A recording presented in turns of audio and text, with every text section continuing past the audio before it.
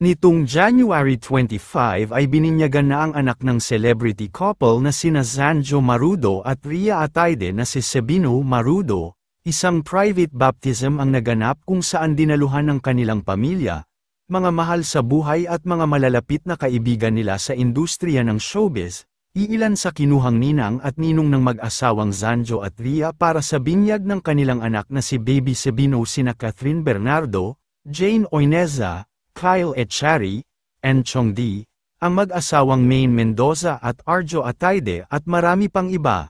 Mula naman sa Instagram account ng celebrity mom na si Rhea Atayde ay masaya nitong ibinahagi sa publiko ang iilang video at highlights mula sa binyag ng kanilang anak ni Zanjo na si Baby Sabino. Kalakip ang video ay nagpasalamat din ito sa mga dumalo, lalong-lalo na sa mga ninang at ninong na nagmamahal at pumayag bilang maging pangalawang magulang ng kanilang anak. Narito panuorin natin ang buong video mula sa binyag ni Baby Sabino Marudo.